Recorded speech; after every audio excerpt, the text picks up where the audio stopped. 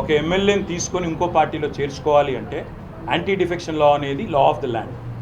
ఆ law of the land మేము చెప్పట్లా, సుప్రీంకోర్టు 3 జడ్జ్ బెంచ్ చెప్పింది, 5 జడ్జిల బెంచ్ కూడా చెప్పింది. వాళ్ళు మేము అనేది ఏంటంటే ఆయారాం గయారాం నుండి పోచారం దాకా వచ్చింది కథ. మరి ఇంకా తెలంగాణ ప్రజలు తేల్చాలి ఇప్పుడు. ఎందుకంటే మీరు చేయలేదా అని అడిగారు కృష్ణారావు గారు. నేనేం చెప్పాను ఆయనకి, విలీనానికి పార్టీ ఫిరాయింపుకి తేడా మనం తెలుసుకోవాలి. విలీనం అంటే 3/2 మంది కనుక ఒప్పుకుంటే అది విలీనం, అది చట్టబద్ధం, దానిలో ఎవరేం చేయలేరు. కానీ నేను అనేది ఏంటంటే ఇప్పుడు ఇక్కడ జరుగుతున్నది ఏంటి, 38 మంది ఎమ్మెల్యేలు 7 ఎమ్మెల్యేలు ఎవరి పార్టీకి వారు ఎప్పటికప్పుడు మారారు. అందులో ఒక ఆయన మా పార్టీ టికెట్ మీద ఎమ్మెల్యేగా గెలిచి ఇవాళ ఎంపీగా పోటీ చేశారు కాంగ్రెస్ టికెట్ నుంచి. కాబట్టి ఇంతకంటే ఓపెన్ అండ్ షట్ కేసు ఏముండదు. తెలంగాణ ముఖ్యమంత్రి గారి మనసులో ఏమున్నా, రాహుల్ గాంధీ గారు ఎన్ని ఆశీర్వాదాలు ఇచ్చినా వాస్తవం ఏంటంటే ఇది చట్టసమ్మతం కాదు, చట్టబద్ధం కాదు, రాజ్యాంగబద్ధం అంతకంటే కాదు. కాబట్టి మేము ఢిల్లీలోనే కొట్లాడతాం. ఏ రాహుల్ గాంధీ గారు అయితే రాజ్యాంగాన్ని పట్టుకొని పోజులు కొడతారో ఆయనకు కూడా రాజ్యాంగం కాపీ పంపించి ఆయన కూడా చెప్తాం, చదువుకోండి బాబు అప్పుడప్పుడు. మీరందరినీ నిన్న మొన్న చూస్తున్నాం, కొంతమంది మాటలు బీఆర్ఎస్ వాళ్ళు అంటున్నారు, అయ్యో ఇంత అన్యాయం ఉంటుందా, మేమేం ఇంటలేదు ఈ ప్రభుత్వం అని.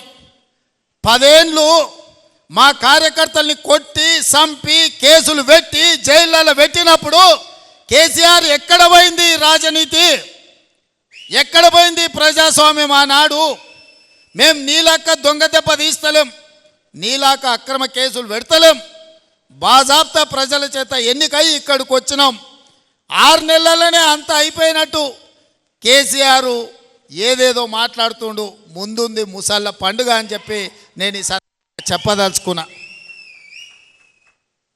ఇవాళ ఆ ఎమ్మెల్యే పోయిండను, ఈ ఎమ్మెల్సీ మారిండను కేసీఆర్ సన్నాయి నొక్కులు నొక్కుతున్నాడు. మరి ఇన్నాళ్ళు ఎక్కడ పోయినావు నాయన? మా ఎమ్మెల్యేలను గుంజుకున్నప్పుడు మా కార్యకర్తలు కష్టపడి గెలిపించి అసెంబ్లీకి పంపిస్తే అక్కడి నుంచి అక్కడనే గద్దలాక దండకపోయినప్పుడు ఈ దుఃఖం కనిపించలేదా? ఇవాళ ఎందుకు వచ్చింది? ఎన్నికైన నెల తిరగక ముందే ఈ ప్రభుత్వాన్ని పడగొడతాం, ఈ ప్రభుత్వం పడిపోద్ది అని చెప్పి బీజేపీ వాళ్ళు బీఆర్ఎస్ వాళ్ళు ఒక్కటై కుమ్ముక్కై మన ప్రభుత్వాన్ని పడగొట్టాలని చూసిరు. ఈ ప్రభుత్వం ఉండనే ఉండదు, 3 నెలలు కూడా ఉండనీయమని చెప్పి బీజేపీ వాళ్ళు బీఆర్ఎస్ వాళ్ళు మాట్లాడలేదా? ఇవాళ అక్కడి నుంచి ఈ భూమి మీద బీఆర్ఎస్ఏ ఉండదు, పాతాళానికి పోయిందనే పరిస్థితి వచ్చింది. కాంగ్రెస్ పార్టీ కార్యకర్తలతో పెట్టుకుంటే నీ పార్టీకి పుట్టగతులు ఉండవని నేను ఆయల్లో చెప్పిన. మా కార్యకర్తలు ఉసురు తలిగింది కేసీఆర్ నీకు, వాళ్ళ ఉసురు తలిగి దుమ్ము కొట్టుకపోతావు. నీకు ఇంకా రాజకీయంగా మనుగడ లేదు. ఇప్పటికైనా నువ్వు అర్థం చేసుకొని ఈ తెలంగాణ రాష్ట్రాన్ని సోనియా గాంధీ గారు ఇచ్చిండ్రు, ఈ తెలంగాణ రాష్ట్రాన్ని అభివృద్ధి పదం వైపు నడిపించాలని మేమందరం కష్టపడుతున్నాం.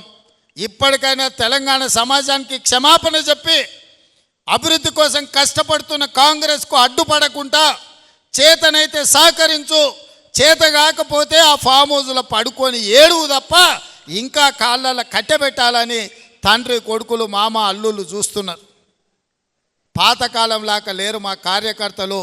ఎవడైనా ఈ ప్రభుత్వానికి కాళ్ళలో కట్టెబెట్టాలని చూస్తే ఈపులు విమానమూతం అవుతాయని చెప్పి నేను ఈ సందర్భంగా చెప్పదలుచుకున్నా. For more videos like this, subscribe Big TV channel.